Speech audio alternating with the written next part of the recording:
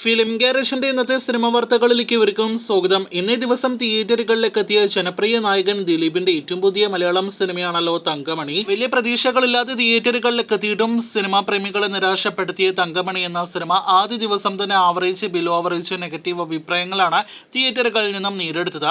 PR ടീംസിൽ നിന്നും ഒപ്പം തന്നെ ദിലീപ് ആരാധകരിൽ നിന്നും നല്ല രീതിയിൽ പോസിറ്റീവ് അഭിപ്രായങ്ങൾ സിനിമയെക്കുറിച്ച് വരുന്നുണ്ട്. ഒപ്പം അവർ തന്നെ അവകാശപ്പെടുന്നത് സിനിമയ്ക്ക് പോസിറ്റീവ് അഭിപ്രായങ്ങളാണ്, മറ്റെല്ലാം തന്നെ സിനിമയെക്കുറിച്ച് നെഗറ്റീവായിട്ട് വരുന്നത് ഡിഗ്രേഡിങ്ങിന്റെ ഭാഗമാണ് എന്നൊക്കെയാണ് അഭിപ്രായപ്പെടുന്നത്. എങ്കിൽ പോലും അതൊന്നും തന്നെ നിലവിൽ ബുക്ക് മൈ ഷോ ബുക്കിംഗ് സ്റ്റാറ്റസിൽ പ്രതിഫലിച്ചിട്ടില്ല. സാധാരണ ഒരു മലയാളം സിനിമയ്ക്ക് പോസിറ്റീവ് അഭിപ്രായങ്ങൾ റിലീസ് ദിവസം ലഭ്യമാകുകയാണെങ്കിൽ മണിക്കൂറിൽ 5000 മുതൽ 10000 ടിക്കറ്റുകൾ വരെ വിറ്റഴിക്കപ്പെടും. എന്നാൽ തങ്കമണിയുടെ കാര്യത്തിൽ കഴിഞ്ഞ മണിക്കൂറിൽ മാത്രമാണ് 1000-ലധികം ടിക്കറ്റുകൾ വിറ്റഴിക്കപ്പെട്ടത്. അതിന് മുന്നേ എല്ലാം തന്നെ 12000-ൽ പരം ടിക്കറ്റുകൾ 24 മണിക്കൂറിൽ വിറ്റഴിക്കപ്പെട്ടു എന്നാണ് കാണിച്ചത്.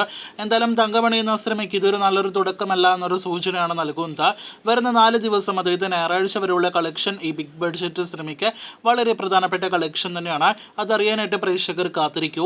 ഇതിനിടയിൽ സിനിമയുടെ കേരള പ്രീസെയിൽ കളക്ഷൻ ഇന്നലെ അർദ്ധരാത്രിയോടെ പുറത്തു വന്നപ്പോൾ 22 ലക്ഷമാണ് സിനിമയുടെ കേരള പ്രീസെയിൽ. ലോകമെമ്പാടും റിലീസ് ചെയ്ത സിനിമയുടെ കളക്ഷൻ ഉൾപ്പെടെയുള്ള റിപ്പോർട്ടുകൾക്കായിട്ട് കാത്തിരിക്കൂ. തങ്കമണി ആദ്യ ദിവസം നിരാശപ്പെടുത്തിയതോടെ നിലവിൽ മഞ്ഞുമൽ ബോയ്സ് എന്ന സിനിമ ഒരു എതിരാളി പോലും ഇല്ലാതെ അടുത്ത 2-3 ആഴ്ച തിയേറ്ററുകളിൽ ഓടുമെന്ന് ഉറപ്പാക്കപ്പെട്ടിരിക്കുകയാണ്. ഇനി ഈ മാസം തിയേറ്ററുകളിലേക്ക് ഒരു വമ്പൻ റിലീസ് എത്തുന്നത് അത് പൃഥ്വിരാജിന്റെ ആടുജീവിതം മാത്രമാണ്. അതാണെങ്കിൽ മാർച്ച് 28-നാണ് തിയേറ്ററുകളിലേക്ക് എത്തുന്നത്. അപ്പോൾ ഈ മാർച്ച് മാസം പകുതിയിലധികം കാലവും മഞ്ഞുമൽ ബോയ്സ് തന്നെയായിരിക്കും കേരള ബോക്സ് ഓഫീസ് ഭരിക്കുക എന്ന് ഉറപ്പാക്കപ്പെട്ടിരിക്കുകയാണ്. മഞ്ഞുമൽ ബോയ്സിനോടൊപ്പം തന്നെ പ്രേമലു എന്ന സിനിമയ്ക്കും ലോങ് റൺ കിട്ടാനുള്ള എല്ലാവിധ സാധ്യതകളുമുണ്ട്.